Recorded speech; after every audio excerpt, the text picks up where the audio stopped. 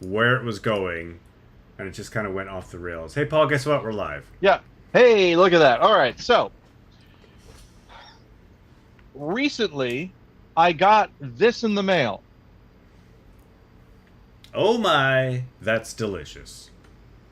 You see there's a guy here. He's holding fork and spoon. And he's got an You O know, face. as you do, a little bit now, old version of Boaz Frankel, first of all, if you look at him closely. Yeah. Um, Holding a fork, there's nothing I can think of that you eat with a fork and a spoon together. Oh wait, spaghetti. If you're in Italy, If you want to do it they properly. sometimes eat it that way. Um, oh, and look here on the back, spaghetti, maybe. So that's kind of it. So I got this in the mail, and I'm just going to read this to you. Oh my, that's delicious. 3 meals daily is a routine we reroute into delightfulness with our tasty, nutritious, crafted by Cedarhurst culinary program. Pull up a chair. Join us for lunch and a tour at your convenience, by yourself or with your loved one, and taste and discover our marvelous dining at Cedarhurst of Bethalto.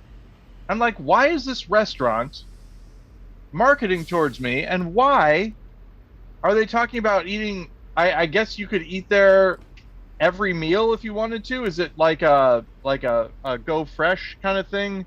That's not even the word. There's a restaurant here, and the concept is that you can eat at the restaurant or you can get frozen meals there. But the idea is that it's like Weight Watchers. You only eat their food. Oh, It's got the word fresh in it. that's a good way to maintain a consumer base. So call to schedule now. Oh, yeah, I thought about that too. Hey, here's the concept of the restaurant. Right. You only eat at our here. restaurant. It's call to schedule now or detach and save the free lunch card and call to schedule soon. So there's a lunch card. This lunch card right here. Yeah. This lunch card entitles Paul Goody and guests, plural, to a crafted by Cedarhurst lunch. Call to schedule your lunch for yourself or for you and your loved one. And I'm like, well, this is really weird. I guess I'm getting these things. And then crafted by Cedarhurst. We eat like this daily, 7 a.m. to 7 p.m. with breakfast available all day. Menus feature regional fare and favorites with the love cooked right in. Heart healthy for better cardiac health. Boost your brain to preserve and strengthen cognitive functions. Gluten-free to manage gluten intolerance. Diabetic with sugar substitutes for diabetics. Low sodium to reduce salt intake. So I'm like, okay, healthy restaurant. That makes sense. Be our guest for a taste. Call now or detach the free lunch card and schedule your tour and crafted by Cedarhurst lunch soon. We are eager to give you a taste of life at Cedarhurst of Bethalto. And that's when it hit me. Life at Cedarhurst and Bethalto. This is not a restaurant, Ben. Is it a retirement home? This is on the back. Free lunch crafted by Cedarhurst and discovered just how good healthy dining can be. Cedarhurst of Bethalto, assisted living and memory care. So the fact that it took me reading the entire thing made me think, well, maybe, just maybe I do need it. Maybe it is but then I realized this is what it is. You know how some things for children, commercials, aren't actually for the kids, they're for the parents because the parents are the ones that are going to buy the toy, right? Yeah. This is not an advertisement for the old folk. This is an advertisement for their kids. So their kids can say, "Oh, hey, Dad, look at this. We get a free lunch at this Cedarhurst place. Why don't we go? Why don't we go and see, Dad? Look at how happy this guy is, huh? Maybe you'll meet him. You'll make a new friend. Meet him, and you'll make a friend. Yes, exactly. His name is Robert, and he's looking forward to meeting you. I'm too late in life to start a new relationship with Robert. Son, leave me alone. But no, so I think that's what it is that they bring you in there for lunch, and then it's like it's kind of like a timeshare, except that it's a home that they put you to. But here's the thing: I'm so tempted, Ben. I've been tempted to call them and to set up an appointment because why not? You never can. You never can start planning too early for that eventuality. Well, also what I'm thinking of is, I mean, it's all in the. It doesn't say anything about me having to go to their home. So I don't know. I thought I was going to get. We got about 11 minutes out of that. I don't know. I don't think that there's anything more. Fewer minutes than that because we didn't start until after I'd finally gotten the stream up. Oh yeah, that's true. So I got the string up so that you could see the guy. Oh yeah, and the exciting thing that he's doing as the far delightfulness. Yes. I have a hard time showing the back because it does have my address on it. Oh but, right, yeah. Here you see You have. It's a pretty big hamburger there. Yeah, it is a pretty big hamburger. I was thinking about that. There's the hamburger, and then here there's looks like a salad. Yeah. Of some kind. And yeah, hamburger salad. Kind of cool. Other thing, of course. Let me just check this out here for a second. I'm showing this. Yeah. Okay. Ben. Paul. Do we save these videos? They live in perpetuity on YouTube. Okay. Just wondering. Why? I'll tell you after the the meeting, the thing. Hope you remember anyway, we got a ways to go before our post-show I'll chat. remember. Okay. Trust me, I'll remember. So yeah, the excitement never ends here at my house. This weekend we're going to my mom's. I think it's her 80th. Yeah, my mom's 30 years older than me. You should probably learn that before you go and wish her a happy birthday. If it's her 80th or not? Yeah. It is. Okay. Yeah, she's 30 years older than me. So yeah, her 80th birthday. And we're going to a place near here. And then, obviously we have the reason that we're doing 2 episodes, and this is the first one that we're recording. We're not going to do any freakouts to you. This is the first that we're recording. That this train one. has left the station. And the one I still, this is the thing, is I'm not going to know which was which.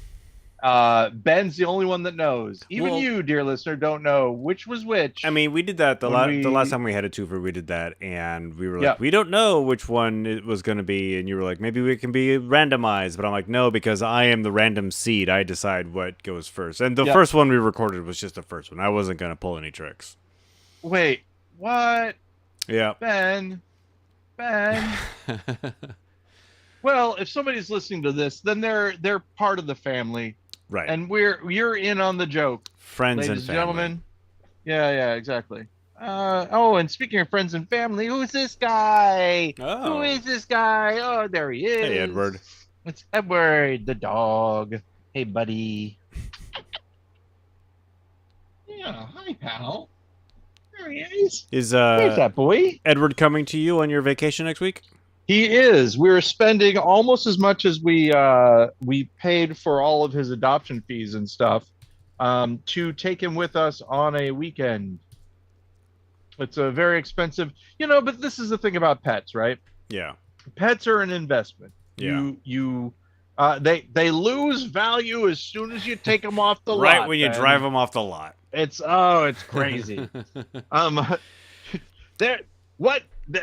You gotta run your pet like a business. If it's not making money for you, why are you doing it? Thanks, Gilbert. It's a crazy thing that people forget. A dog is like the post office. It's a service. You pay for it. It doesn't cost money. It doesn't cost money. Yes. It doesn't lose money. It costs money. That's the phrase. You don't drink beer. Beer provides a service. It's not rent that you're paying on it. That's a fallacy. You don't buy beer, you rent it. Because here's the thing. What comes out after you drink the beer isn't more beer. It's pee. I can't believe I had to tell you that again. It's like you don't rent your apartment, and then when you leave, your apartment gets converted into a roller skating rink into that's pee. Full of pee. Yeah, you and I both were like, you gotta mention pee again. That's part of the joke. Yeah. This is the thing that I love. I feel like okay, I don't talk about work here. You don't. We talk know about this. Work. We know this. But whenever I run into the funny guy at the office, yeah, right? I feel like I'm one of those like old snipers that listen to people talk about how good they are at the gun range, and the old sniper sitting there going, "Yeah, okay," or the right. You're like, I know I'm funnier than you, but I don't have to. I'm not going to prove it. The thing, a veteran lives here, but he was in artillery, so he can't hear your fireworks, and even if he could, he wouldn't be impressed. Okay. That sign. I have not seen that sign. Because there are some signs that say, vet lives here, yeah. PTSD, please do not shoot off fireworks. Right. This other one, vet lives here, was in artillery, so he can't hear your fireworks, and even if he could, he wouldn't be impressed. It's nice. In the same way, he'd still call you a jackass. Exactly. Yes. I listen to people telling jokes, and I'm like, okay. Let me tell you about basic joke structure. I'm not good at telling jokes, but I know a lot about telling jokes. And you, sir, there is one that I have to tell you off of the stream. There's no way that I can work it. So I got two things because it has my address in it off of the stream. Yeah, this is what it is. There's this joke that you got to tell, but you got to put your full address, social security number, mother's maiden name, routing number on your check in order for it to work. Yeah. And the punchline is your bank account number, ladies and gentlemen. And the punchline is I get all your monies. Yeah. That's the funniest. You know what would be funny? You give me all your cash. Give it all. And then pay for health care for me and my family. We're really struggling here. We haven't. You know what would be hilarious? Hilarious. You and I get married. You put me on your health insurance. I've always admired your job. Yeah, it's you talking to your boss. Here's a funny idea. The CEO of your company. You and I get married. Corporations are people. Let me just get married to this company. I'm the wife of Amazon.com. Hey, yeah, who's richer? Who is richer, Ben? Amazon.com or Jeff Bezos? I would say the corporation is more rich than the individual. Wouldn't you? And if not, Jeff Bezos taking advantage of his company.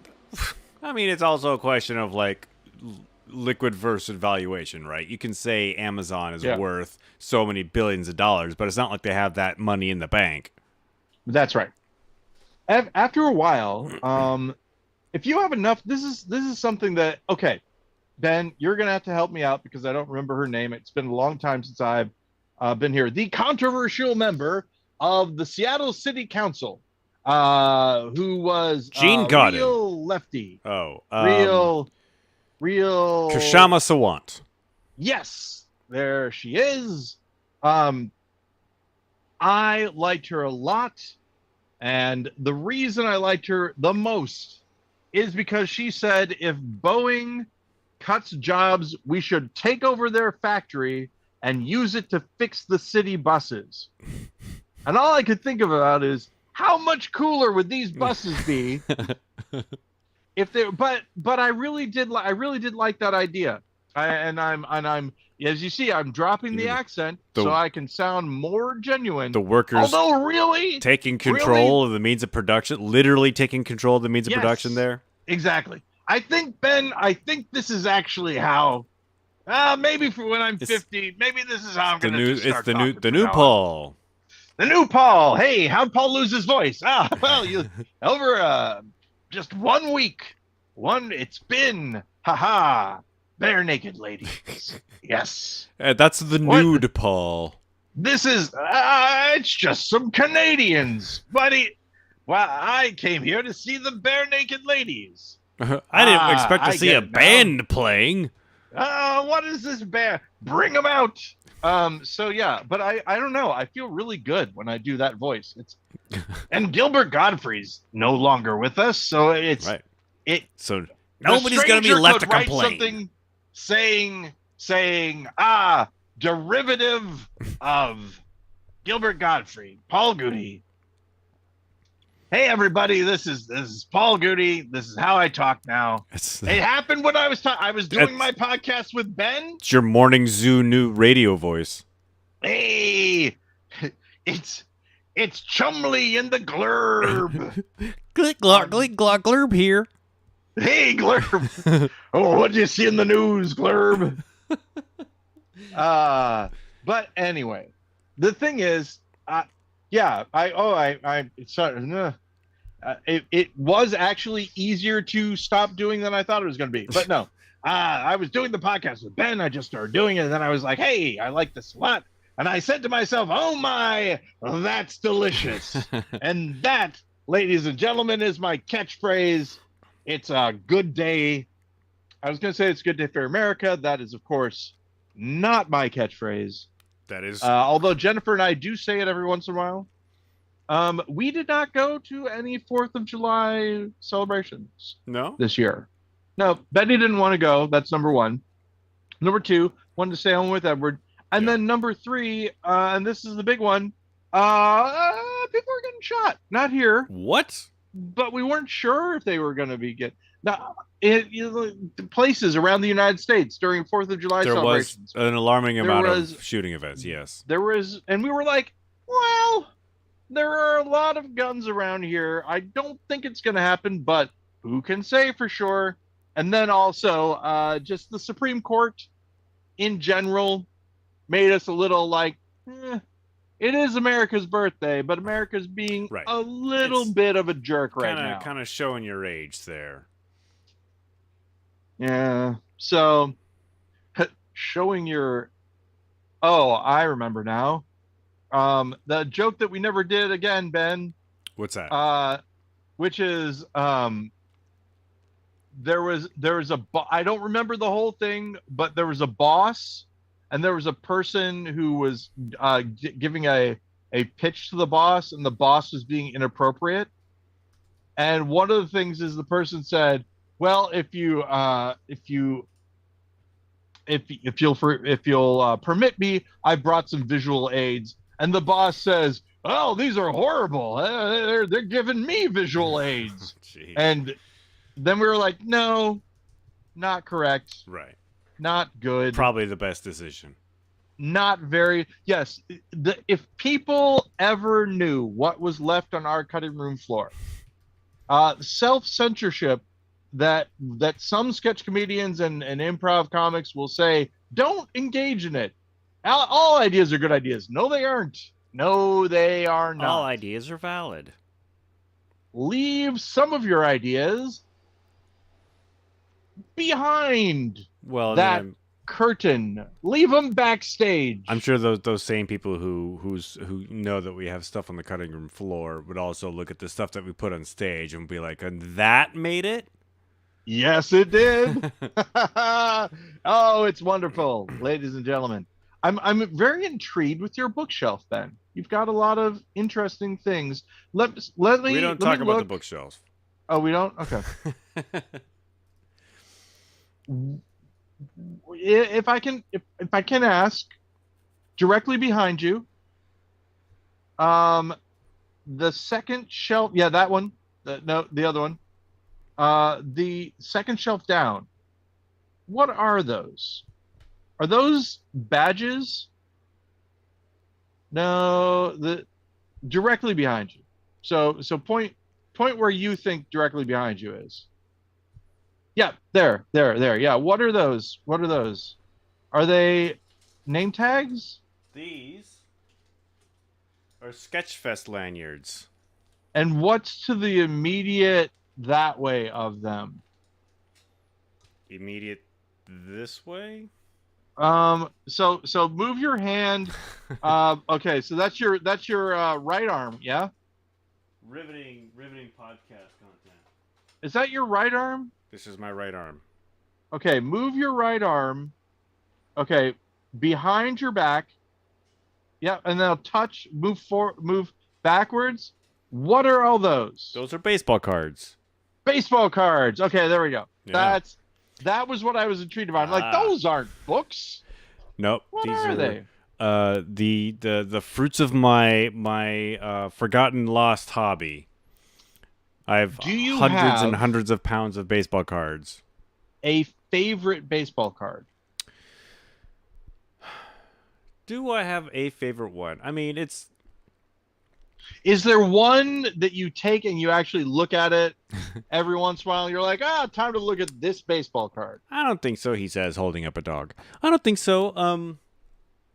There are certainly some that, like, because this is a hobby I started and finished when I was in junior high and then started up again in my early 40s and then finished in my late 40s. But when I was in junior high, there were always like the 89 Donruss Ken Griffey Jr. rookie card was coveted, and as well as the 1989 Upper Deck Ken Griffey Jr. rookie card. Do you have both of those? I do have both of them. The 1984 the second one is him pooping in someone's toilet tank, which is he's crazy actually that they let that giving an upper decker. Yes, thank you. Yeah.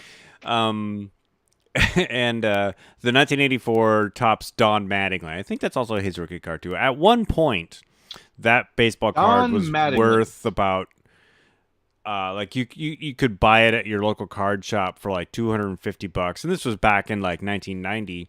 Now you can buy it off of eBay for like $10. Wow. So it comes and goes, as they say. It does come and go, yes. Did you ever see the Amazing Stories Steven Spielberg original yeah, episodes? That's where the Family Dog cartoon came from, yeah? I believe so, yes. Yeah. There was one with, I believe Mark Hamill was in it, as a guy who was told never to let go of childish things or to do what he loved. And then as he became an old man, he like had collected baseball cards, comic books, and all that, and he became rich. And there was a little like a little fairy dude, a little like magic dude that told him about it. And I thought it was interesting. At the end, he was old and the little fairy dude was old. Like the fairy dude aged with him.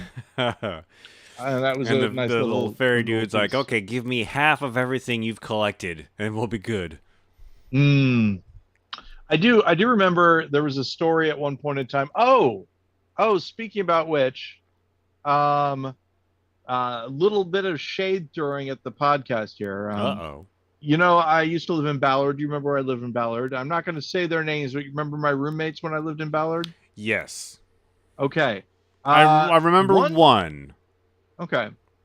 One time, they had a garage sale, and they sold a box of my stuff. Oh my! I don't think they were being jerks. It was probably just a big mistake. I mean, that's what they said, Ben. Very interesting. Did they they get at least give you the money from your box of they stuff didn't know they sold? how much it was. This is the thing, right? The story was, oh, well, roommate 1 thought it was roommate 2's, roommate 2 thought it was roommate 1's. Neither of them remember how much of the money it was.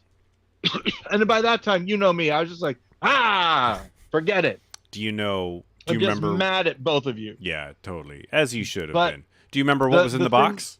Well, here's the thing, right? One of the things that was in the box that you can't get back is the Memories book of my father. that my mother who died when I was 3 had a book that she gave me, and she had written a little inscription in.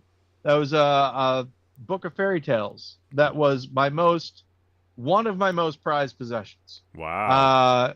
And yeah, probably sold for $1 or however much it was. Did you ever think about, like, years on down the road, just popping by used bookstores every once in a while and seeing if whoever bought this garage sale book for $1, like, donated it to Twice Old Tales or something? No, I just figured it was gone forever. But what I did do was I bought a exact printing of that book. Found it this is what made me remember it, because for a while the books were like, that book was like $200 places and stuff like that. Found it for $4.50 with free shipping on Books. So now I have that book. Doesn't have the inscription in it, but right, it has the stories. What's the name? She read to me out of it. What's the name of the book? Tales of Wonder and Magic, I believe it's called. But it's the second book in the new junior reader library. Ah.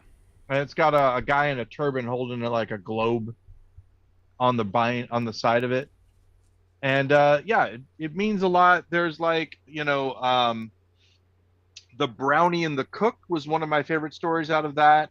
And there's another one, people living in Wales, I think it was called, The Stool of Fortune. Here's the important thing, and this is why you know about this book. The Stool of Fortune, which was what I used for my script, The Miracle Pants. The Stool of Fortune the Miracle Pants followed the story of the Stool of Fortune. Ah. And I believe you were going to be the guy wearing the Miracle Pants. Was it a derivative of the Stool of Fortune? Yeah. So probably so. Drunk is with us, and he has a question for you. Yes.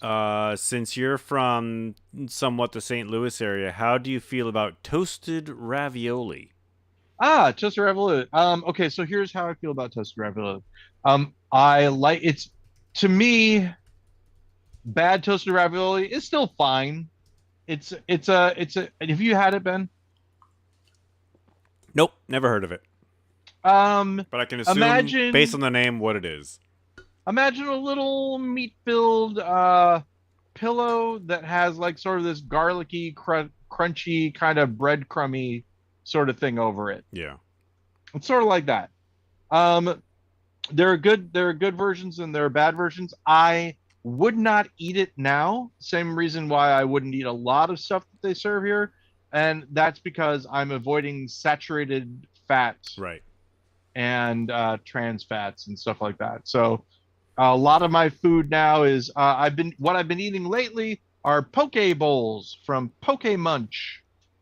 Poke is a very, very popular cuisine up here. And here's the thing: do I get weirded out by raw meats? Sometimes yes, but they make tofu versions, which are very good.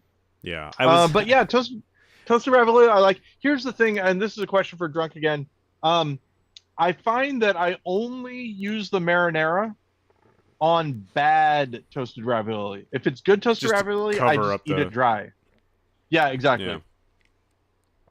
So I don't know. I don't know how does drunk feel about it. He says he agrees that there are good and bad versions. Yeah, but normally in pre-50-year-old Paul, I would eat either. Yeah. If it was available, I would consume it. I just realized today that I'm getting more sensitive to refined sugars like you find in candies and donuts and cookies. I had a donut like earlier. With your teeth, or how you feel? No, it upsets my stomach sadly because I had a donut earlier today or earlier this week, and I guess it was last week at this point. It just made me feel like crap. And then for lunch today, after lunch, I had a couple of cookies from the PCC, and they just didn't sit well with me. Whereas, I guess. I'm just now kind of putting the dots together and realizing that maybe as I get older and start looking at 50, maybe I shouldn't eat so many donuts and cookies. So here's the thing I will ask drunk again, St. Louis area, and Ben, this is open to you as well. Gooey butter cake. Have you had it, Ben? Have you ever had it? That's number one question. Have we talked about gooey butter cake before? Because I want to say I've heard of it, but I don't know if I've had it. Yeah, we might have talked about it before. I'm sure we probably have. But my question to drunk is, what do you think about people trying to like make gooey butter cake special? Like, this is a gooey butter cake, carrot cake, or this is it seems crazy to me that you would, or this is coffee gooey butter cake, or this is a raspberry gooey butter cake. I ask you why anyone would make a version of gooey butter cake other than gooey butter cake. Did you ever Because it seems like everybody does. Did you ever have any family members make it? Did you ever have any family members make it and pronounce, I've made goody butter cake? Oh gosh. No. Actually, which is crazy. So he says, going back to the toasted ravioli, he had frozen toasted ravioli, which he usually loves. But this last occasion, he had no marinara sauce, and it was the worst thing ever, which led to him realizing toasted ravioli might be garbo. Yeah, it is a comfort food. I'll put it that way. And gooey butter cake is amazing, but he hasn't had it in years. Yeah, and this is one of those things that I probably wouldn't eat nowadays just because it's so bad for you. I'm gonna start incorporating the slang garbo into my lexicon from now going forward. Here's what I'd say. My grandmother would often bring gooey butter cake to our house, but it was in a foil pan, and at the time you couldn't tell whether she bought it from a store or if she made it herself. The perfect crime. I don't know which. And then also she would bring something called a stollen. That's how it's pronounced. I thought you were going to say a stolen gooey butter cake. Well, this is the thing. For a long time, when it's sort of a breakfasty kind of fruit, coffee cakey sort of thing. For the longest time as a kid, I wouldn't eat it because I thought that when she said it was stolen, I thought that she actually stole it, and I felt bad. Little goody two about shoes. Eating it. Yeah, exactly. Hey, goody two shoes. Yes. If it isn't plain gooey butter cake, drunk doesn't want it. But he also says that y'all got to start shipping all these foods to me since I'm familiar with all this Midwestern cuisine. Interesting. Midwest food for Ben. Well, we have this is a Scandinavian heavy location. I was going to say we have a lot of Scandinavian specialty food stores. I haven't seen any Midwestern food stores. Here's the thing, in the St. Louis area, it's mostly, at least on the Illinois side. I don't know. St. Louis has got a much more diverse group of folks, but around where I live, it's mostly German folks. Yeah. And so you get this weird kind of mix between German stuff and let's see, Jennifer has just sent me a message. Ooh, hot off the Can press. you give me $40, please? Okay, so right now. It probably is right now. She's probably buying food or something. She's probably buying food or something. I think she just yelled down, "It's for food."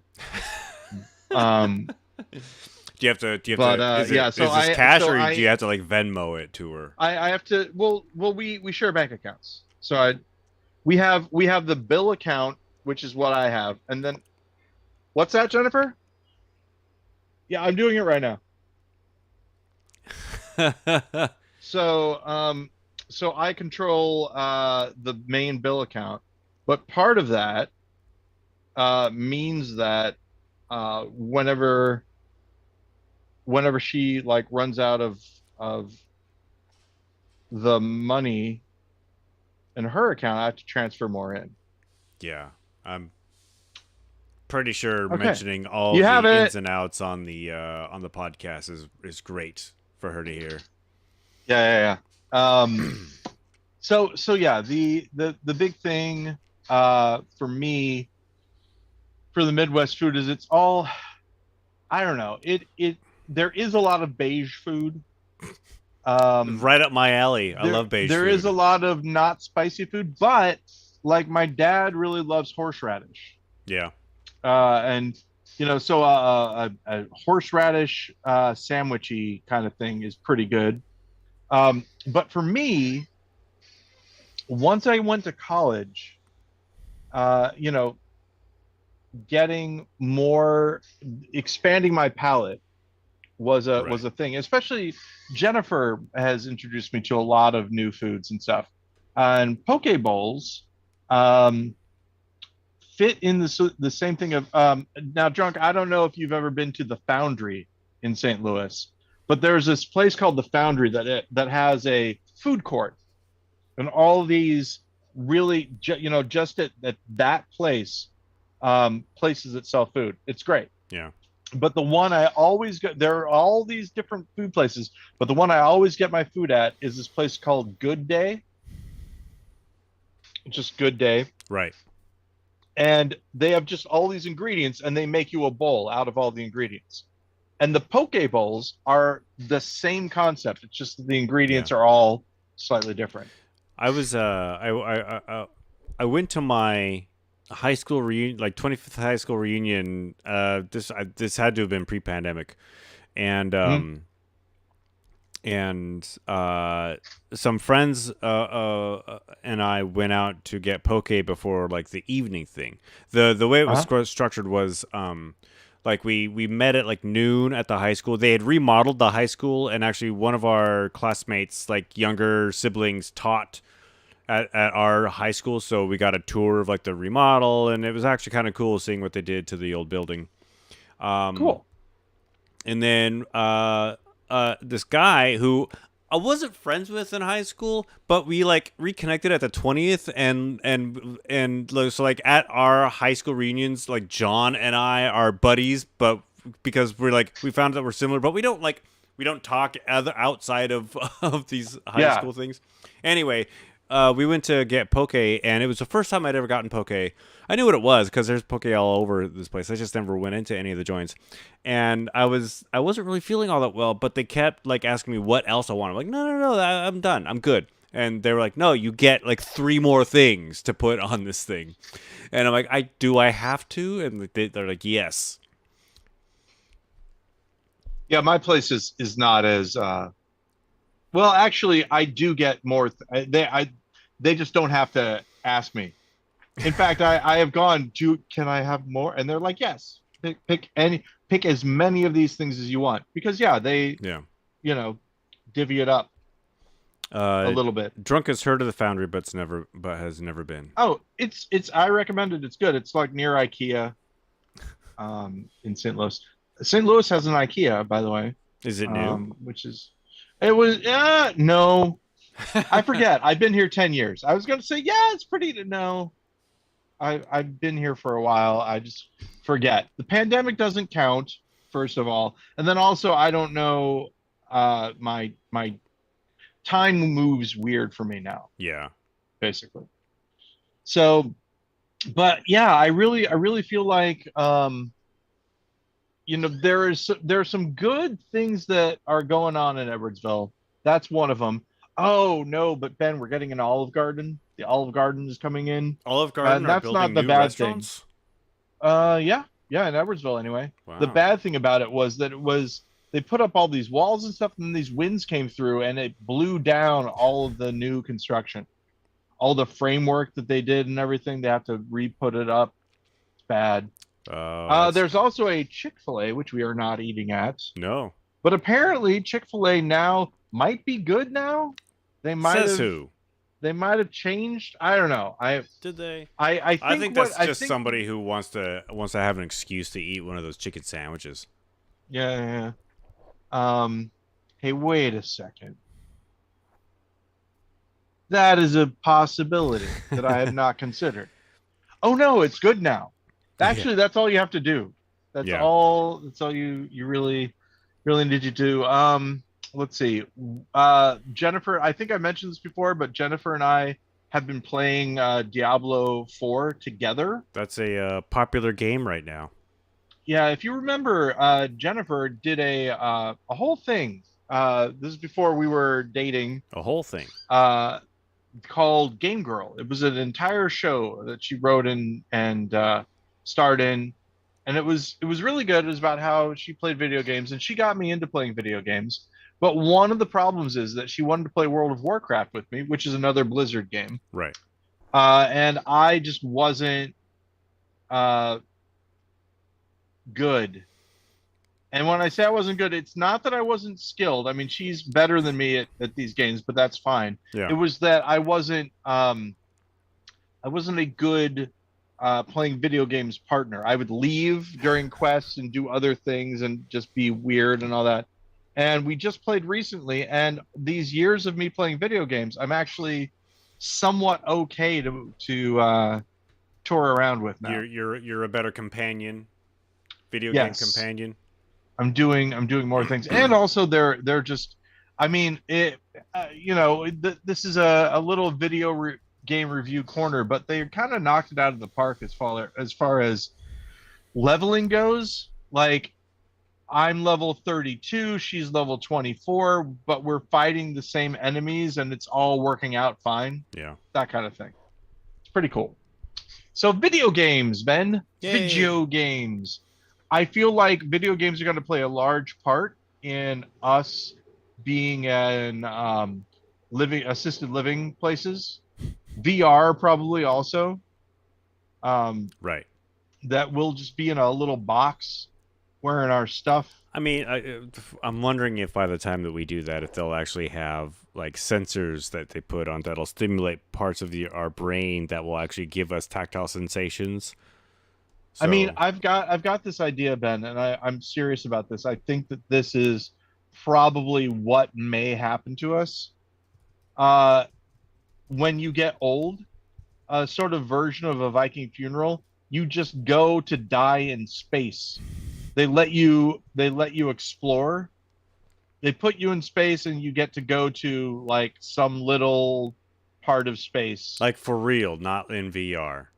Right. Like, well, sort of. Like you get cryogenically, you know how they put people in suspended animation and send them off to things? They put you in suspended animation and they're like, and if he dies, well, that's okay. No big loss. You know, maybe you'll get there, Grandpa. You know, that sort of thing. I mean, that's kind of like that Bill Hicks routine of putting your yeah exactly putting your old grandma people in the movies to die, or do you want her to meet Chuck Norris? Exactly. Yeah. Why is my grandma dressed like a mugger? Hey, wait. Yeah. Do you know about the suicide roller coaster? I do not. Trigger warning for this episode. There's a roller coaster. I believe it was made by someone in Finland. It's a concept, though. It's not of course. It's a roller coaster designed because of the loop-de-loops and the G-force and all that. It's designed to murder you, but make you. Yes, I have seen this. Yeah. It starts with one large loop, and the loops get progressively smaller and faster. And you're supposed to pass out and die based off of it. That would be cool as a send off. I mean, now I think we mentioned this. I think we mentioned this last time, but a great like assisted what's a better phrase for that? Assisted death, or death with dignity kind of thing. Yeah. Is to put people who want to die fast and peacefully. I mean, it was pretty violently in an experimental submersible and just have them go visit Oh, the Titanic. yeah, yeah. There, here's the thing that now you know already, but for those who haven't been following, I finally got my diagnosis. It's now at my doctor's, so we're gonna see. I might I might go on some medication of some kind, but Are you on not any for now? ASD. No, unless you count caffeine. I've started drinking caffeine again. Right. Yeah. Um, so not ASD. There's no medication. Um, ADHD. I don't like the stimulants. And what I mean by that is, it's not that I don't like the stimulants. I don't like what other people are like around me when I'm on stimulants. They're always like mad all the time, and Like mad at you. tell me to be quiet, and all that kind of stuff. So, um, but no, I am thinking about something for the OCD, which has never been treated, but it's me worrying all the time. Right. So that's a thought. But the the thing that happens when you talk to psychologists and stuff like that is, one of the things that they ask is, have you ever considered suicide? And I'm always like, no, because part of the question is, have you thought of a plan, right? Yeah. And what I would have to do now, part of the ASD stuff is, I'm not good at lying and stuff like that, but and I like to be That's very technically exactly what a correct. good liar would say. Yeah, exactly, right. I did it. Um, the idea would be, uh, have you made a plan? Yes, but it's entirely impractical. So I'd have to build a whole roller coaster. Right. And so, but this is the thing, First, I got to right? take those engineering classes. Like, I've jumped off a bridge before, knowing that there was a harness that would save me, right? Assuming I it would don't save think you. I don't think I would get onto a death coaster assuming that it would kill me.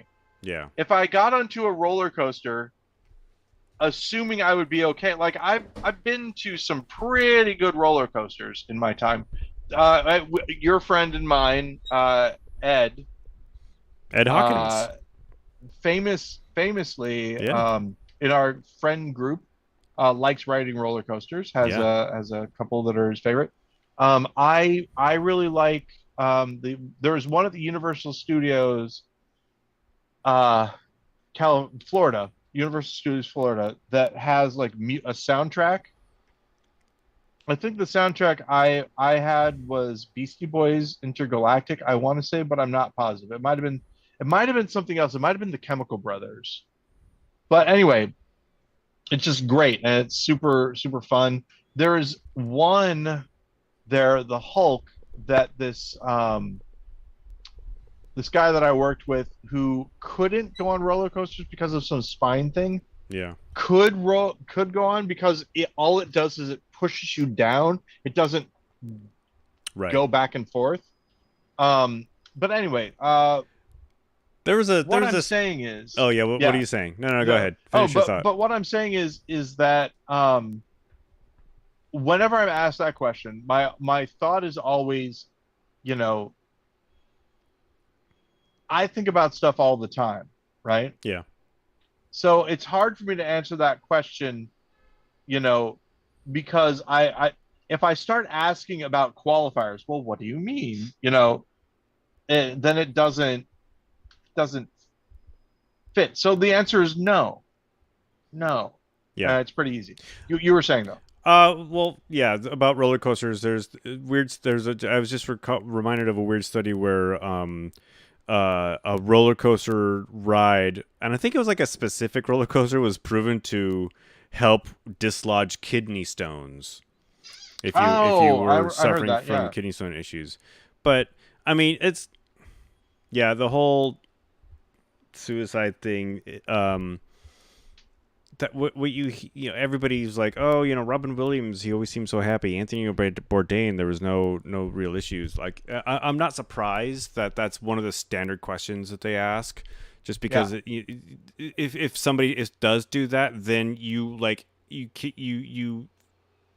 failed. You probably feel like you failed in some way because you have not asked that question. And well, one of the things also about certain medications is that, the medications mention that, there's a higher risk of suicide if you're on the medications. And part of the thing is that, there is an inertia problem, right? You might be in a place where you don't want to do anything. And part of the thing that you don't want to do is kill yourself. But then if you get on this medication and all of a sudden have more motivation to do things, that is something that your doctor has to watch out for. Right. Like, oh, now I can finally go and I've just been buying a lot of antique firearms lately, or whatever, any sort of warning sign. Feeling so motivated lately. I'm doing my laundry, I'm cleaning up, and by the way, I've made a decision, and I'm gonna. Yeah, exactly. And so that's one of the reasons why they ask you that question. But, the other thing is that there was a lot of questions about whether or not I had any sort of mania. And they had to ask, how many days have you gone without sleep? And I've never gone without sleep. I once went 24 hours without sleep. It was when I was a teenager. And when I say a teenager, I mean I was like 13 or 14. It was with my friend Jeff, friend of the podcast, Jeff. Yeah. When we stayed up for 24 hours, and that was it, right? So when they're talking about this, they're talking like 2 to 3 days of like not sleeping. Which sounds impossible. Yeah, it seems like a really bad thing. Also, have I ever spent all of my money, gone into like crazy debt on spending trees and stuff? Right. And I said no. There was a time when I was in college where I did go into debt. I got a credit card and I used it. Yeah. For a lot of things, but that I don't think is the same. And then, of course, do I have plans that other people don't understand? Are there people that are trying to thwart me from achieving these goals and all that? And as I'm feeling sound, I'm like, this is obviously a test of whether or not I'm a supervillain. And the answer is no, I am not.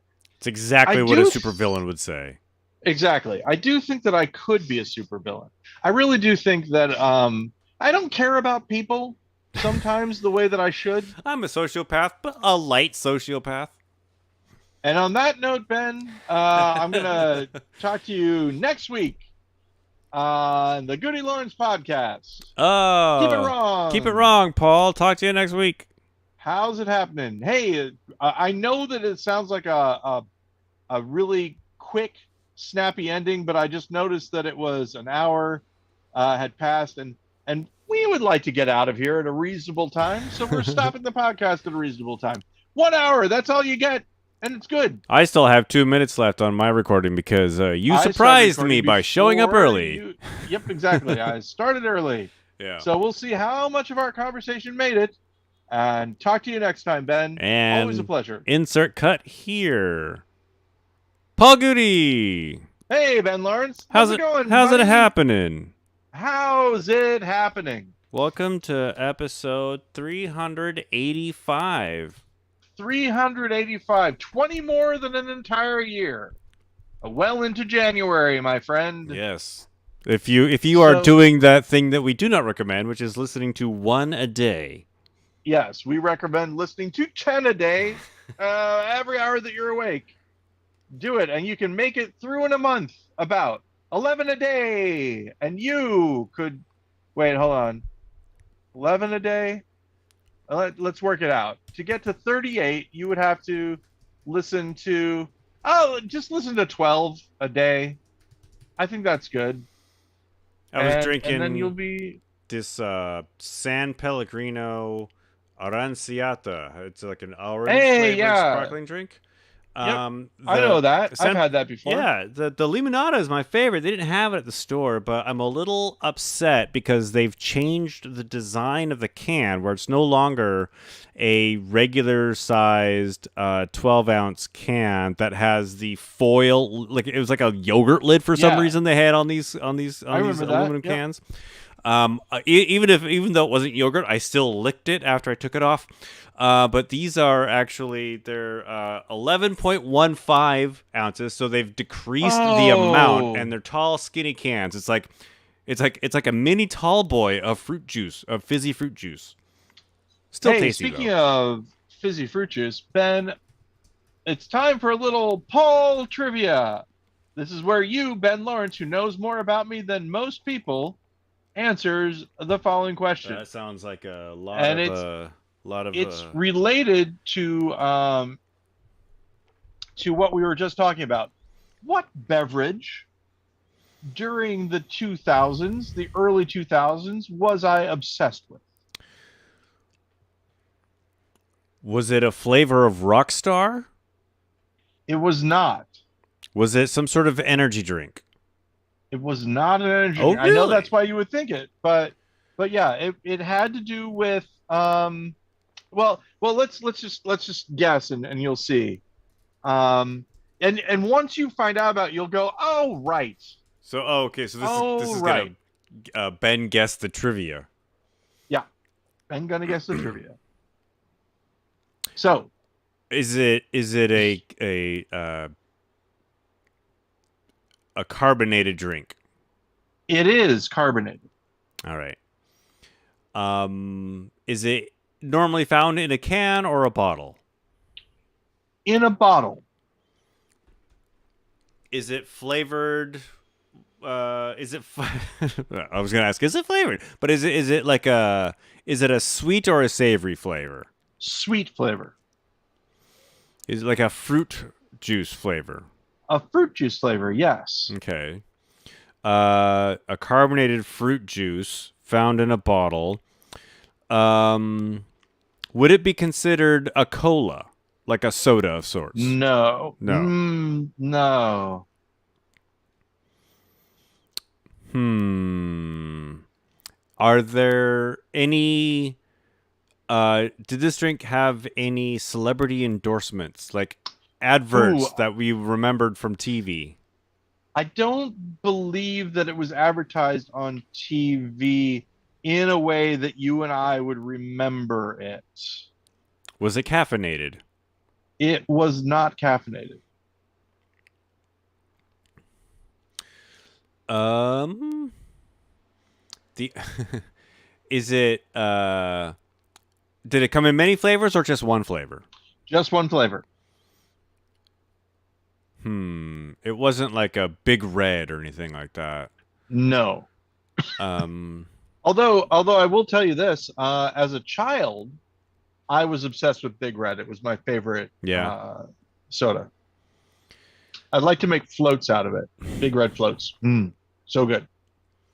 I'm running out of options, and it's not Now think about it's me. not coming to Think me. about the time period, The mid the 2000s, the early the early 2000s. 2000s. Yeah. So would you have had a bottle of this in my red pickup truck as we drove out to Sandpoint for ATF rehearsals? Maybe yes. Maybe I think I probably would have. Early 2000s, not a cola, so it's not like Crystal Pepsi or anything like that. Nope. Or Pepsi Blue. Is that the drink that we had? Yeah, we there was Pepsi Blue, Yeah, but but that was this this isn't is it. not what I'm thinking of. Yeah. Non-alcoholic, Oh, non-caffeinated. okay. I'm gonna give you the biggest hint.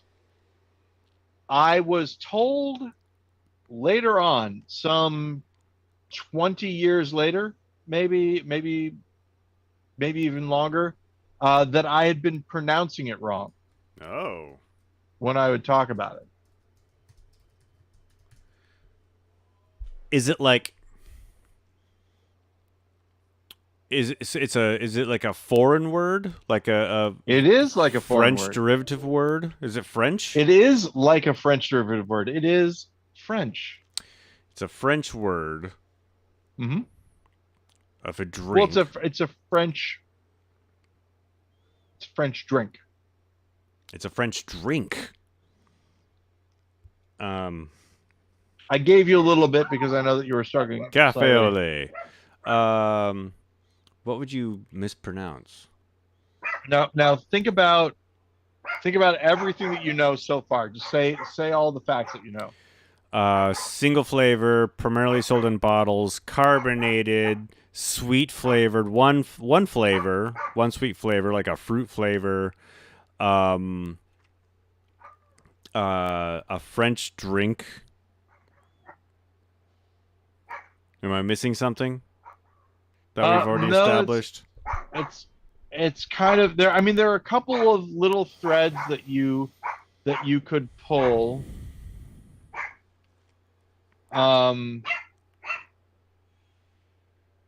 Do they still sell it? Can I go to the grocery store and find a bottle of this stuff? I think if you go to the right grocery stores, you would be able to find it in Seattle. I have to go to the right grocery stores.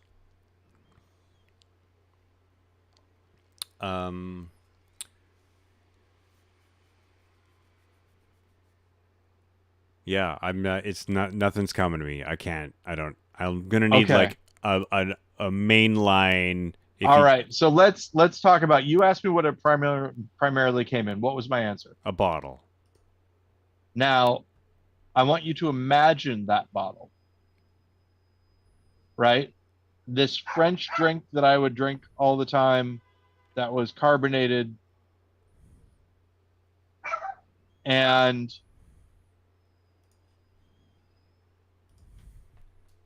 when you asked me, is it primarily in a can or a bottle?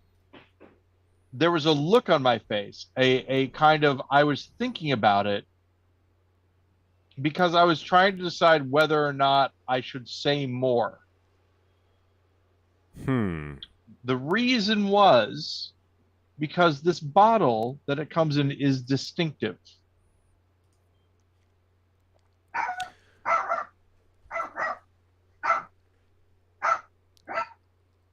Does the bottle look like the flavor? The bottle, I believe, does look like the flavor. I believe that it is crafted to look like the flavor. Is it like an orange? It is like an orange, bet. Because you've got it. I mean, it's me holding this. Yeah. Holding this globe-like bottle of orange. I think I remember. I can't remember the name of it though. Well, here's the thing. I will say the name that I would always pronounce it as Orangina. Orangina. Oh, right. Yeah.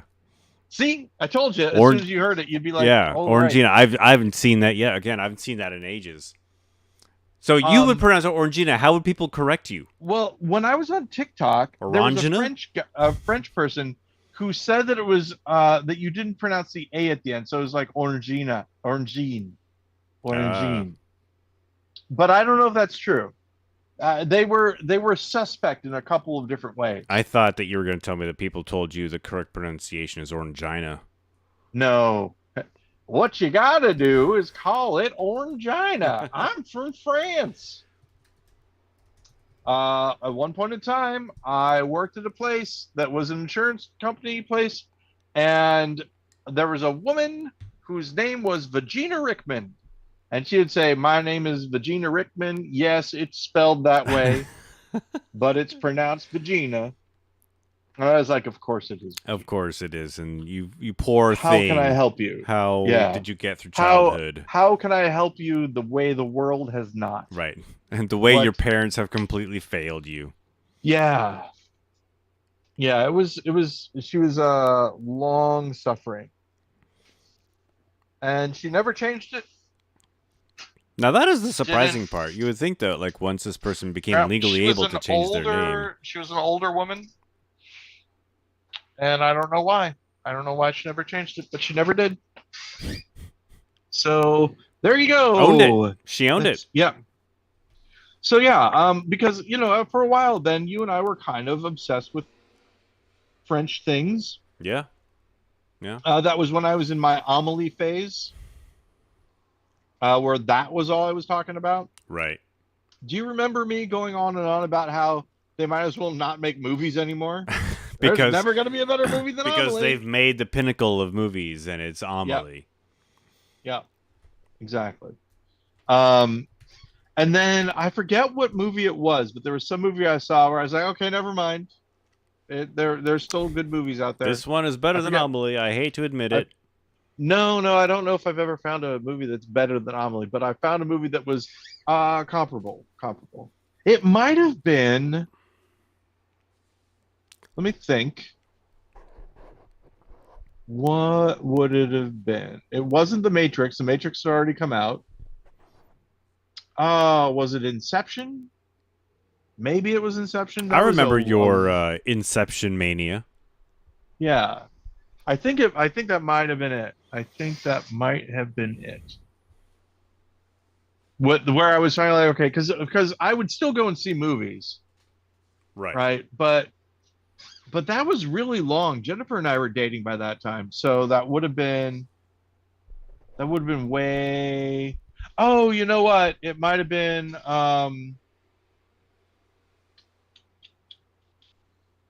No, well, that wasn't it either. Amelie came out in 2001. Yeah. I think. So let's see.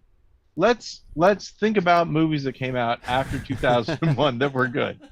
Were there any? I think maybe. None were great. No movies were great until 2016's Mad Max Fury Road. That's right. Okay, so let's take a look, Ben. I'm going to do something that I normally don't do, but it's going to be great. I'm going to look at my IMDb. I'm going to look for your own IMDb. Yes. I'm going to look for my ratings, and I'm going to sort it by, The Bear. Rated 10, Ben. I'm going to sort by...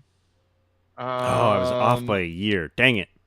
Fury Road came out in 2015. I'm going to sort by release date, and let's refine it.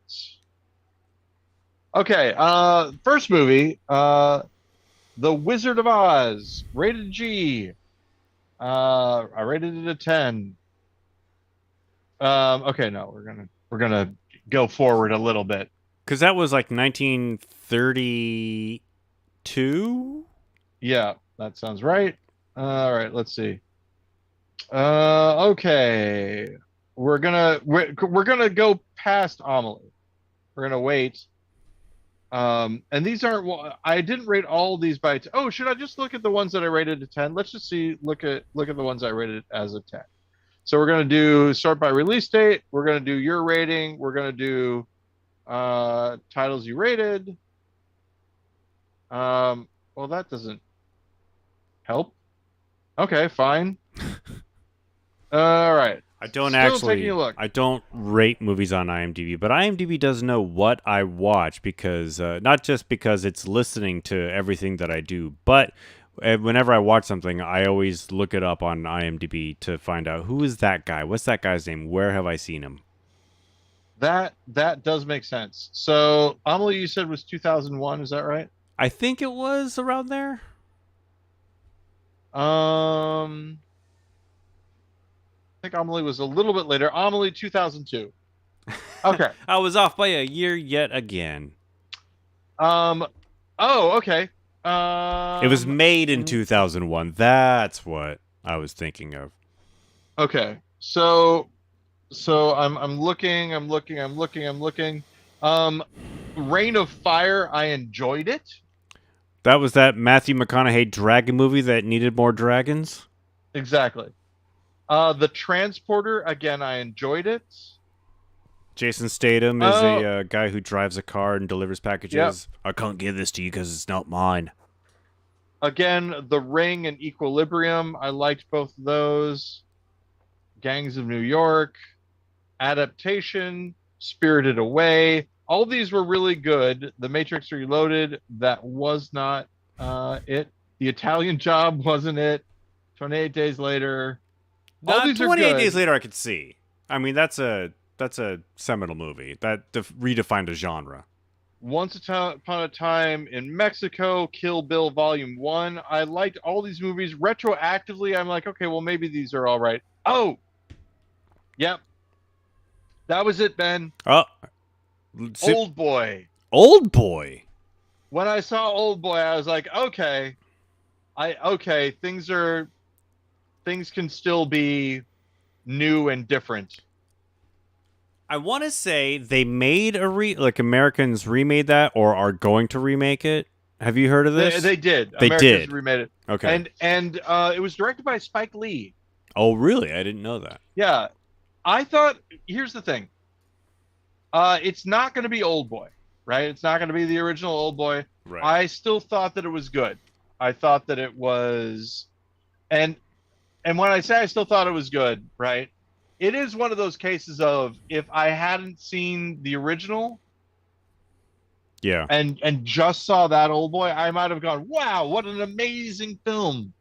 But the fact that I had the original knocking around in there, it, yeah, was something that I had to. I have to admit that I only recently watched Old Boy within the last year.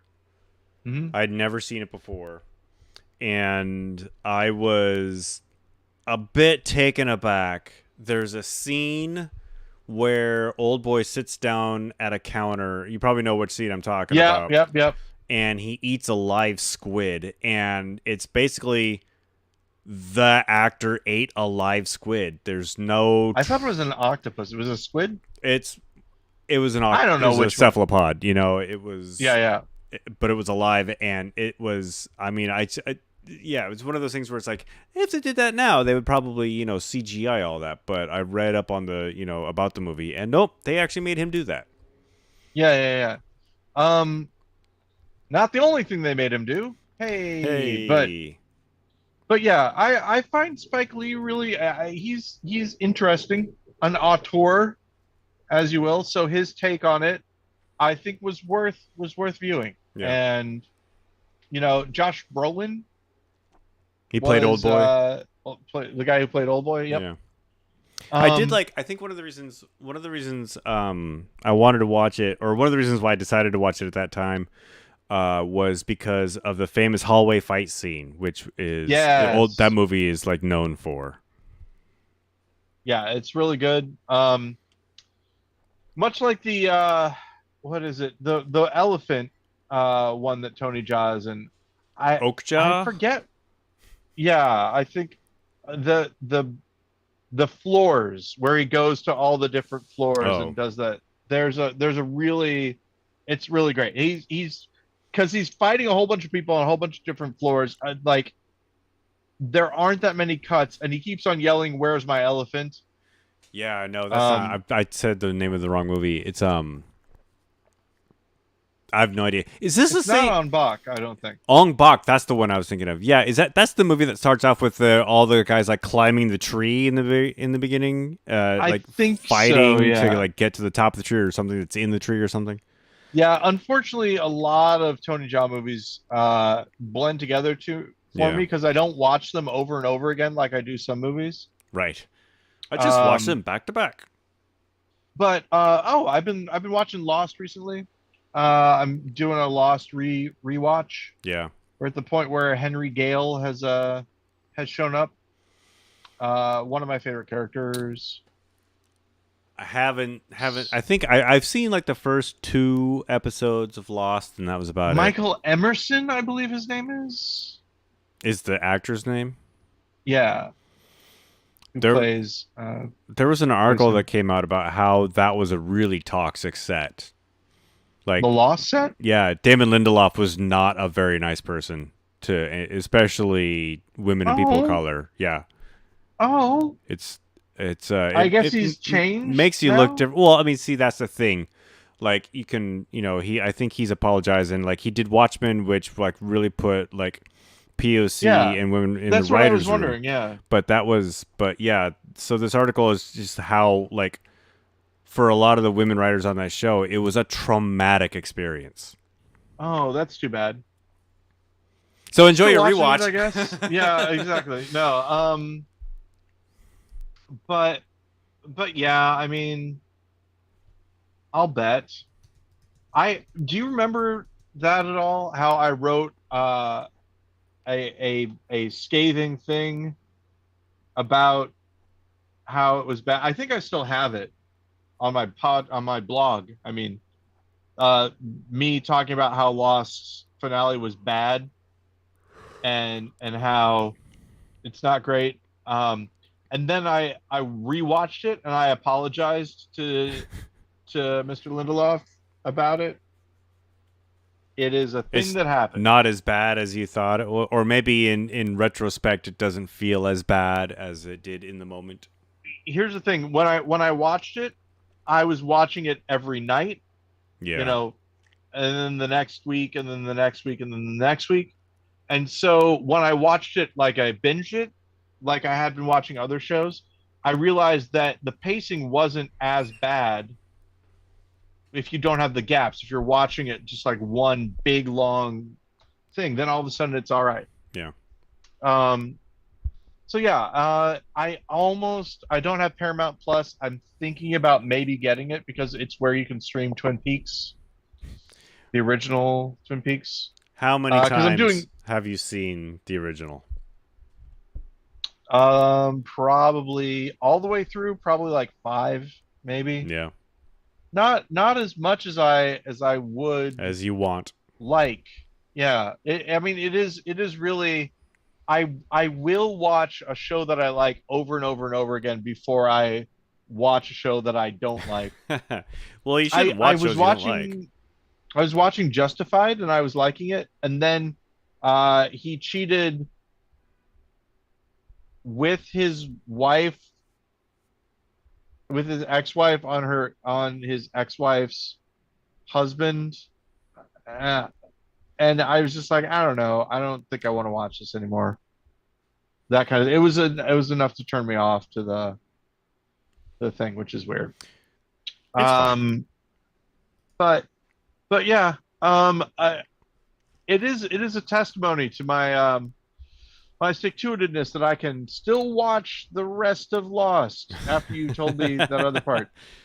Um, I will say this I'll try to also. find that article and forward it to you. No, don't. And I'll force you to read it. The Carlton Cuse guy, Carlton Cuse, I think it's Cuse. Who is that? He is one of the showrunners. Oh, okay. Of Lost. Yeah. Is doing apparently Hitchhiker's Guide to the Galaxy as a TV series.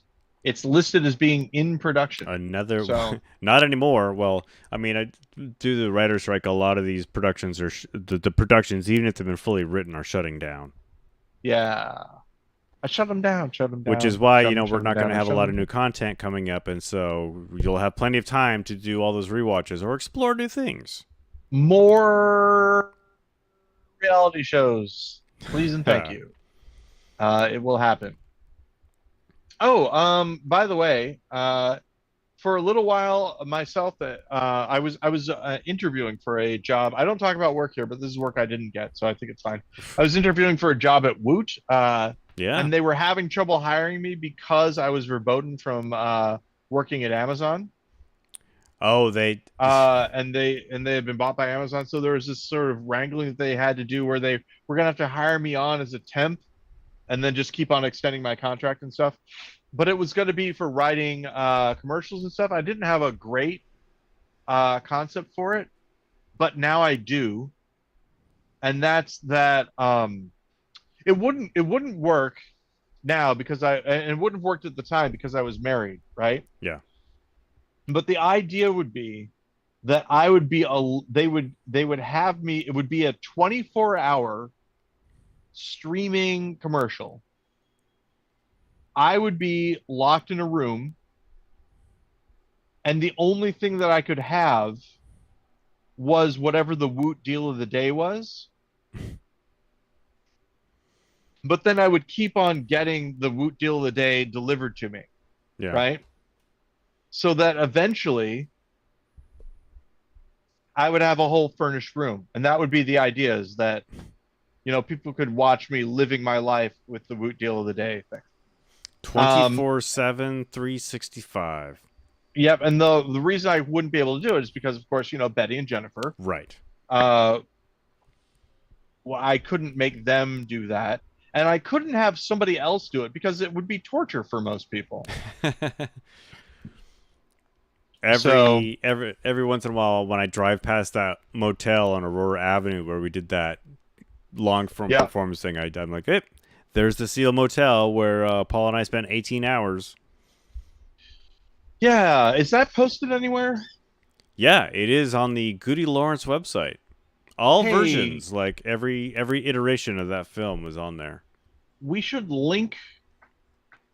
Oh, it's too much work for you, Ben. Yeah, but don't give me work. Yeah, exactly. What could people look at to find it? GudeLaurance.com and just do a search for Replica. Ah, Replica. Yes. Yes, Replica. Okay. Yeah. Well, there's also I tried to what was his name? Mike. I tried because Mike had live streamed the entire thing, right? So you probably remember we could interact with people who were watching. And did we? Did we? Yeah, people would text us, and because there was a webcam on top of the TV, and so when we would sit down to watch TV between pictures. We would, look at our phones and like wave hi to McCandless, who was probably watching and all that. But that video, like I don't know if it's all 18 hours, but it's hours and hours and hours of that live stream is hosted somewhere. I've tried to embed that video into our website before, but it's some janky, like non-standard video hosting protocol. Yeah, that is interesting though. That 18 hours thing. I was Ben. This is a true story. You sent me a clip, of our the last thing that we talked about. Yeah. And I watched it, and I was watching it. I was like, "Who is that? Who's giving the introduction?" Why, it's you, Ebenezer Scrooge. Yeah, exactly. It was really interesting to see myself at that time. Yeah. And go, whoever's doing this is actually unironically exactly whoever's doing this is pretty cool. They're doing a great job. And then I was like, oh, it's me. I do. You can't see us really in that video because it's dark, but at the top, during the introduction, I'm wearing like a tracksuit. I think we bought these matching tracksuits for another bit, and I just decided to wear it for that performance. Nice. The one of the things that happens in there is actually, speaking of Twin Peaks, which I talked about a little bit earlier. Yeah. The thing that I was always obsessed with, they did it on Twin Peaks once, but the strobe light and then the glow sticks. The glow sticks, because they have their own light source, aren't affected by the strobe. So they look like they're moving normally. Yeah. And then the strobe light. So that's it doesn't come across great. You were talking about how it is probably better watching in the audience. Absolutely. Oh yeah. Especially the way it was filmed. It was, I sent you the footage. It is a 320 by 240 pixel video taken from like a Canon PowerShot point and shoot camera. It's still a really great video, though. I'm surprised it even had audio. Yeah, that is true. So yeah, but we did a good job. It was a fun time. Yeah, for sure. Hey, speaking of which, what was this day in GudeLaurance history for this podcast time that we're having it? Well, since you're talking about since we've already mentioned what we talked about last time, I'm still going to ask you, Paul, do you remember what we talked about last time? I don't remember what the name of it was, but it was when we hit each other with water jugs that had there was a strobe light, and we threw candy at the Yeah. audience. Oh, I remember what it was called. It was Ben and Paul. Is it Ben and Paul or Paul and Ben? Paul and Ben. Paul and Ben. Don't like that. Uh, Paul and Ben are awesome. Yep. Close enough. The next thing we did, I don't remember what. So that performance was on December 2nd, 2005. We did a non-spin the bottle performance later on that Ooh. December. I think we should. December 20, 2005, we did a performance in the XTL, the Extreme Theater League. I don't remember that. I don't remember that either. I want to say that it was. Do you remember when we did a thing where it was like you and I competing against like Jen Moon and Scott O'More? And I think Just in general. well, how, I was like, how we we did a weird this idea, like, and then they. we did a weird performance piece, and then they did a weird performance piece, and then like I think like there were judges or the audience voted. It was at the lower level at Shack. Oh, this is. I'm remembering a little bit of it. I Yeah. don't know if it's this performance, but what we did was the pig janitor was up for a performance review, and so I was in the pig janitor outfit. You were like the HR person or the supervisor. Yeah. And I don't think I have the script anywhere, but it was, I come in holding the bat and just like standing there menacingly. And yeah, it's just this absurd sort of like you're trying to give a legit performance review to this guy, and he's just standing there holding this bat. And I like any of our pieces, it doesn't end. The lights just kind of slowly fade. I think that's compliment it. sandwich. But yeah. Did we win? We did. If this is exactly, Hey! You know what? I'm gonna actually pull up because I'm just looking at the website, but I'm gonna pull up my spreadsheet to see if there's more information there. Because yes, I do have a spreadsheet. Just so you know how my brain works, Ben, you said there was another one that we did that December. Yeah. And I was like, well, that's a long December inside my head. And then the Counting Crows song has been stuck in my head now for the duration. Yeah. Counting Crows and Phil Collins, Ben, are two bands that I like to do covers of. Yeah.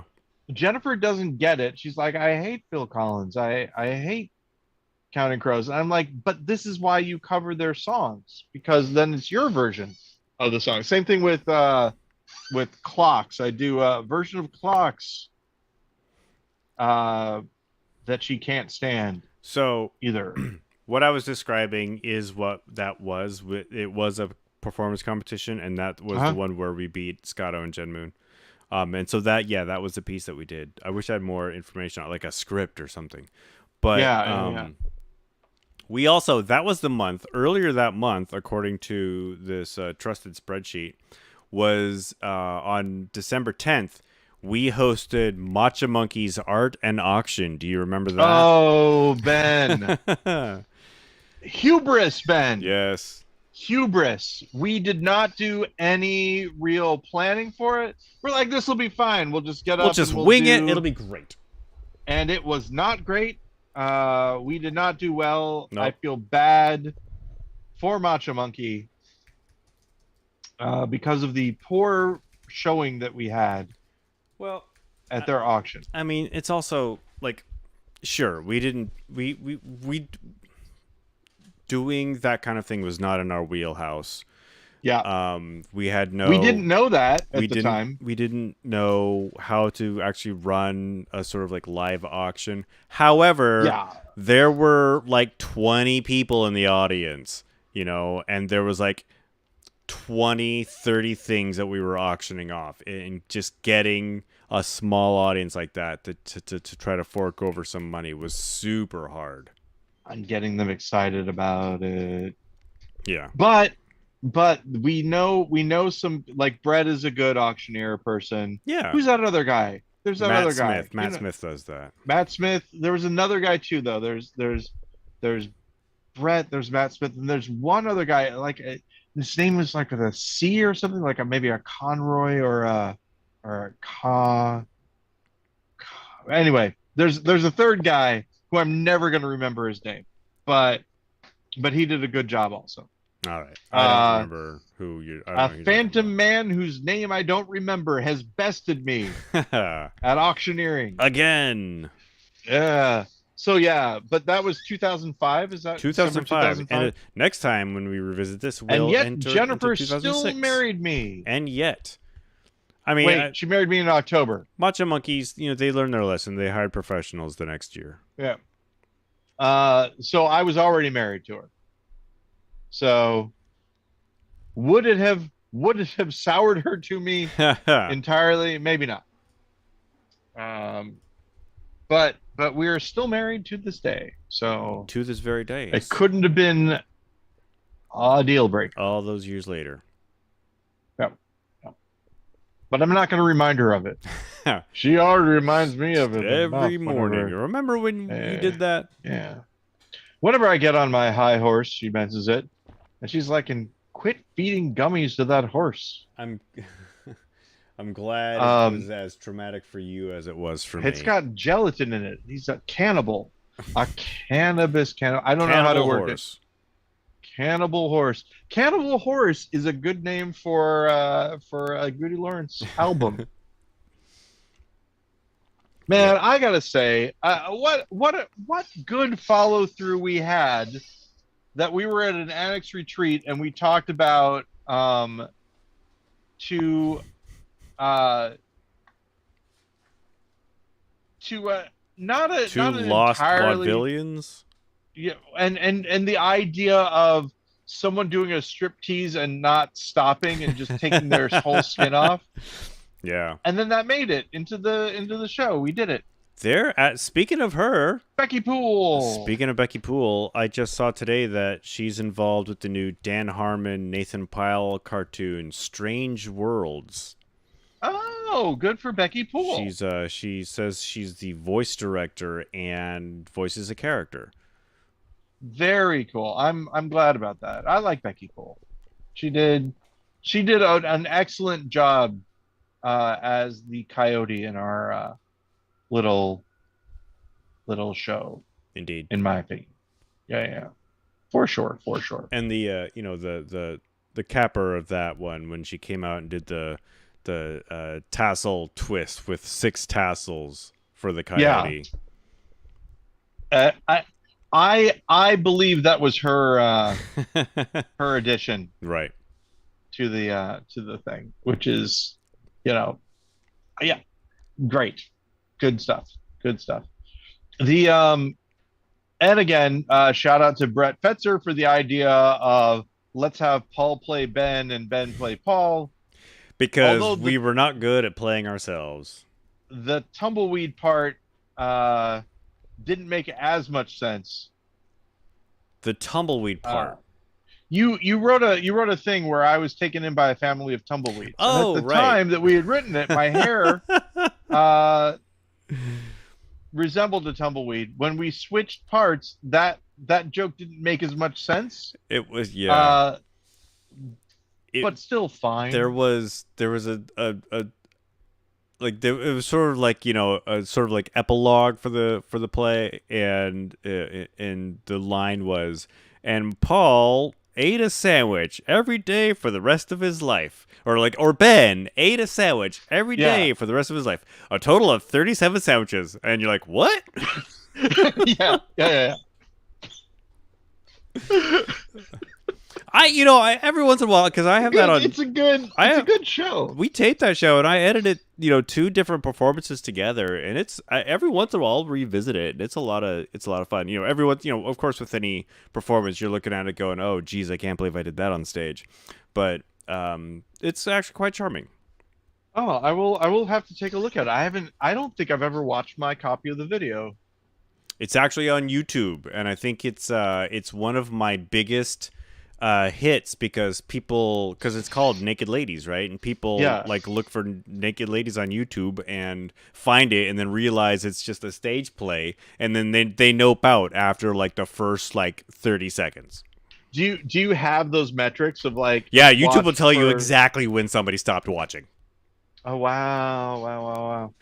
How many people have watched it all the way through? Do you have any idea? Okay, so this is your place. Yeah. Is there someone there, Ben? Someone was here, but they just left. Okay. Because I'm like, that was weird. Ben just looks over and goes, I can't. Okay. What?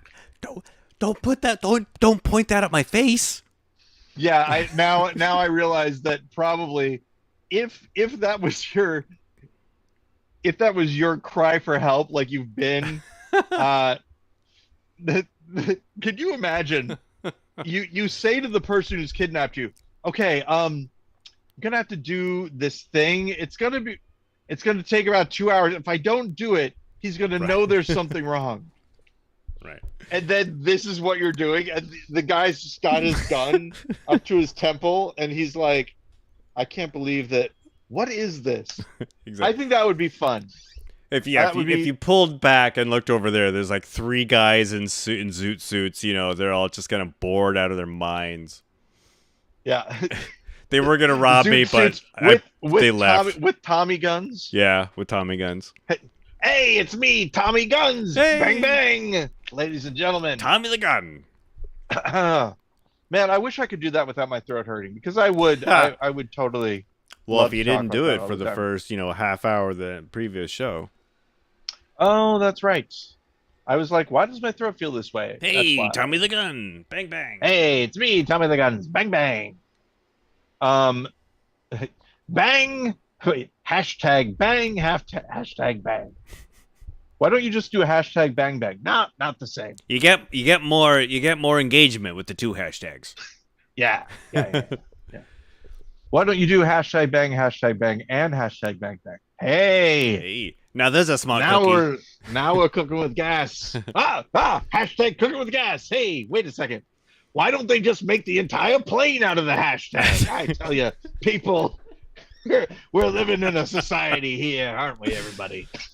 You want to know how I got these scars? Yes. And a good Joker day to you. Hey, I hear the new Joker film is going to be a musical. Yeah, it's got Lady Gaga. Lady Gaga in it. Yep. And Joaquin Phoenix is still the Joker. Harley Quinn. Did you ever Harley see Quinn? Joaquin Phoenix's what was it called? It's not I'm Not There. It's a different. I'm Not There is his, or I Was Never.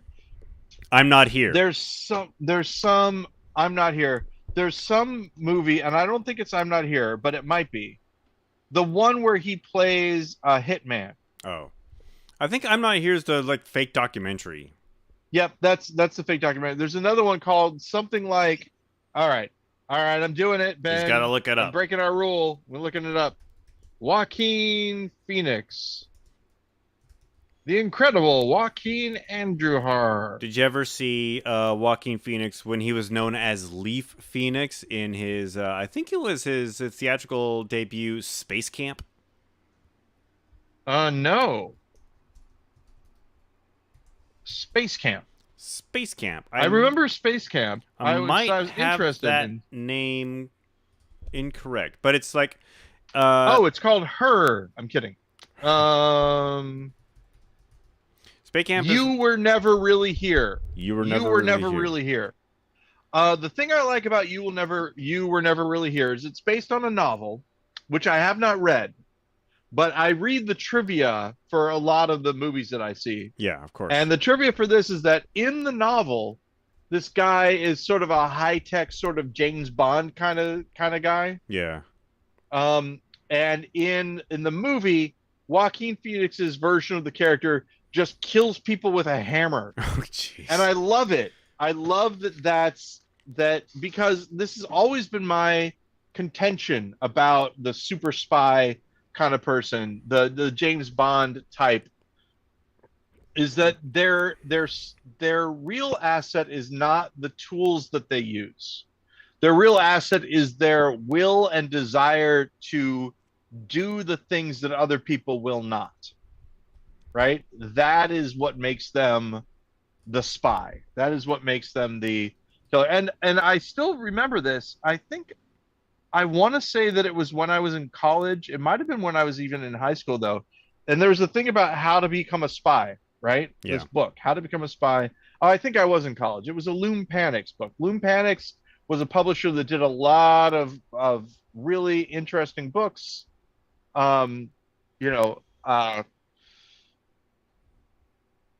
to Steal Food from the Supermarket was a Loom Panics one, I think. There are just a whole bunch of different like how to be a spy, how to do this, how to do this. And the book How to Be a Spy was great because like it was like this. This is how you become a spy.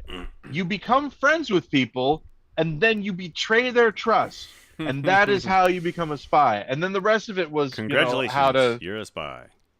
How to do all the other stuff in it. But it really was like, oh, after reading that, I'm like, oh, being a spy, not that great, actually.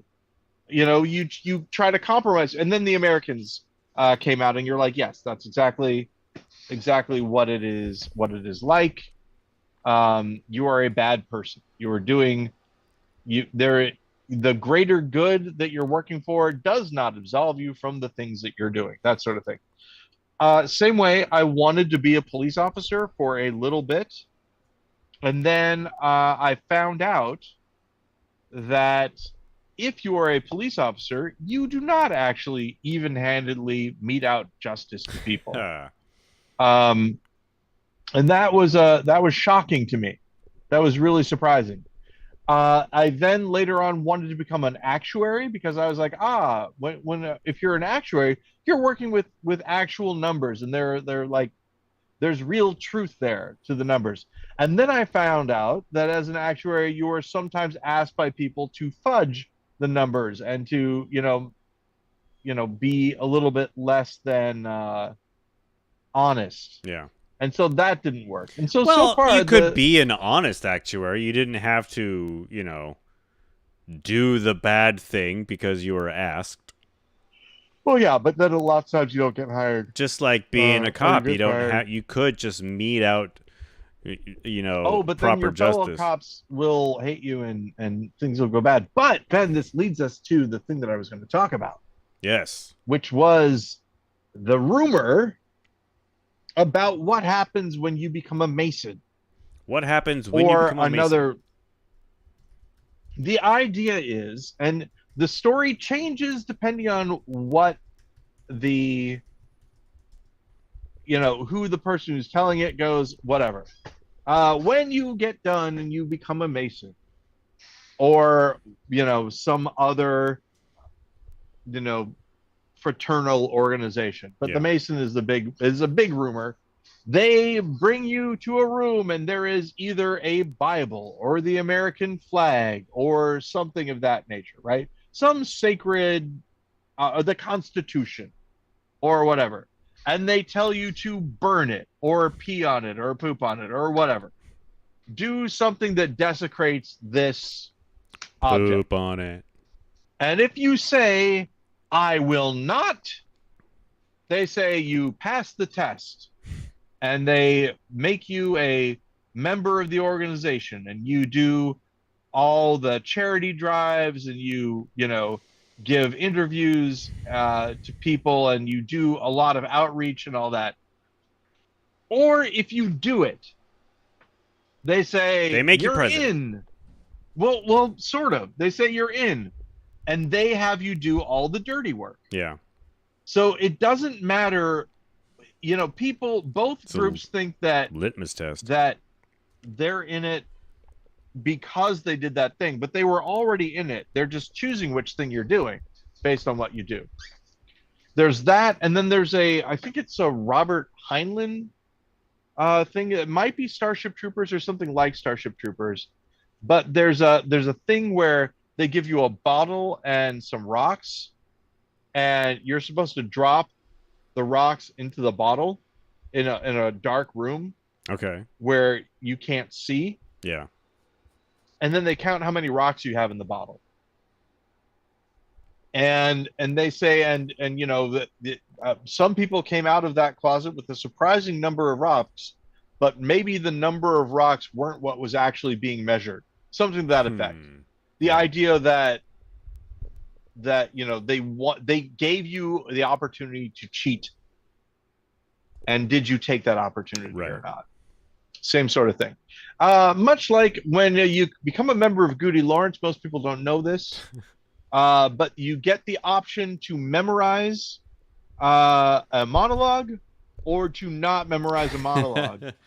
And depending on which one you choose, that depends on how GudeLaurance is. We both chose not to memorize a monologue. It determines whether you're a Goody or whether you're a Lawrence. And we both have been both. Yeah. I still like the idea. Somebody said they were going to do it, but I don't think they ever did. Where they were going to do a Crucible-like play and have one of the characters named GudeLaurance, which I thought was nice. But again, probably didn't happen. I don't think. I forget who it was who said it. Was it Brett? I don't think it was Brett. I think it was a woman. Maybe Montana Von Fliss. Was it Brett in drag? It was Montana Von Fliss who said that? Oh, I don't know. I don't know why I thought maybe it was, but I thought maybe it was. Or was it John Oswald, Montana's husband? No. Again, John, long hair. When I remembered him, but that wasn't. Remember when that was the differentiation? When we were kids? In the Midwest, you know, Ben, when we were kids in the Midwest. Oh yeah, totally. And most of the time, someone with long hair was a woman, but occasionally they were the drummer. That's been a while. That's been a while. He's a drummer. He is the drummer. What is the difference between a drummer and a pizza? The pizza can keep better time. I don't, something like that.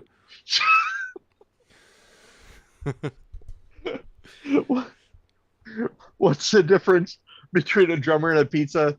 By the time you've heard the pizza, it's too late.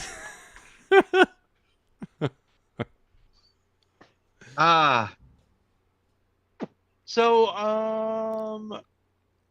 by my clock, we have 8 minutes left. 8. By my clock, we have 4 minutes left. Look at that. Occasionally, I think to myself, what a wonderful world. Yeah, we do have to go a little bit over because there was a little bit of a break. Not that much of one, but a tiny bit of a break. I kind of want to ask the Half Brothers what chords they used for Drive Towards the Lights. Now that I can play my banjo, ukulele, I kind of want to try to do a version of it. I mean, you wrote the lyrics. You could probably, come up with your own music. Oh, of course I could. Of course I could. But, they did add, this is going to be played in court. They did add, bits of it. Oh, yeah? Like I will say for instance, Rick added, "Come on, Mr. Trucker," Drive Towards the Lights, which I think is very good. Yeah. If it's, but yeah, as they say. I mean, their version was a lot faster than mine. Yeah. Mine was going to be "Drive Towards the Light," like a more traditional country song. Your dreams, yeah. That median, and there's like pedal steel guitar, ain't as high as it seems. Well, this beat, the music that they put to it is much better because they approached it like they were doing a song, not like they were doing a parody of a song. Right. Which is important.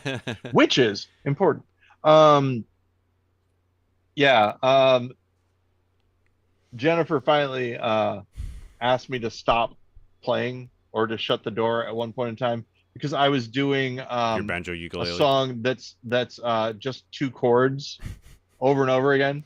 Like a broken record. record.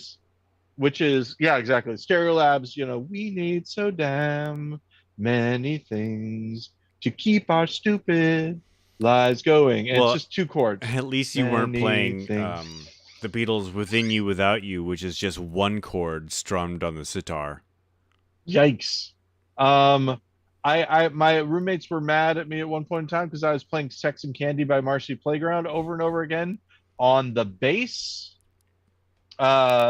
There's something about, practicing bass, it is a rhythm instrument. You are just playing the same things over and over again a lot of times.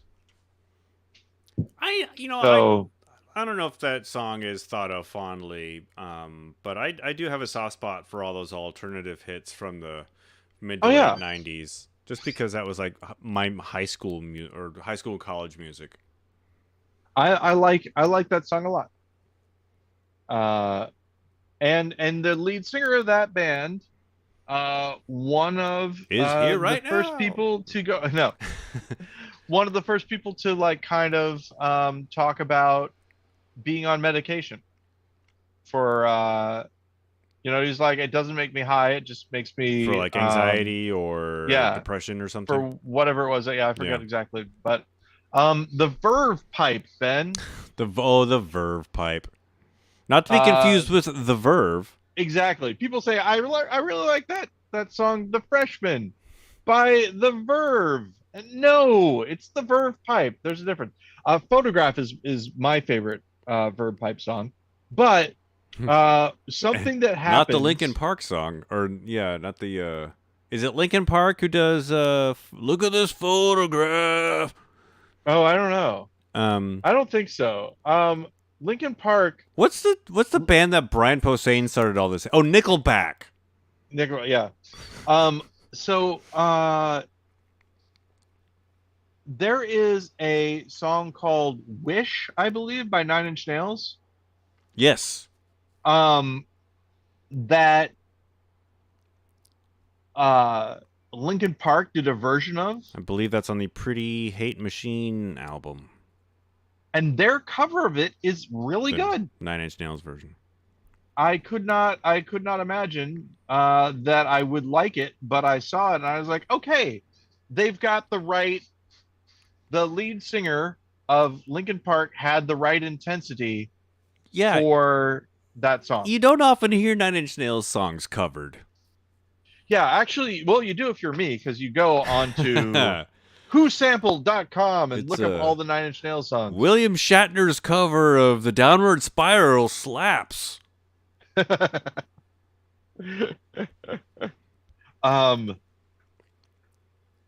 hate everyone. That's from Wish. I hate everyone. I remember, I've talked about this before. Jock Headblade, and the Chia Head thing. Did I mention this to you? Say it again, and I'll let you know. So I was in a version of Midsummer Night's Dream, and there was a guy. His name is Jock Headblade, and Jock Headblade was a comedian in Chicago, and they had a sketch called Chia Head that they did. Chia Head. And then Saturday Night Live did Chia Head on Saturday Night Live. And it just so happened that some writers from Saturday Night Live had seen the show. Oh. And at the time when he said it, I was like, well, obviously they stole it. Now I don't know. Now with Twitter and all that, and the different hashtag games and people, this is what I would talk about. Somebody would, 3 words that you can say after sex and at the doctor's office, and it's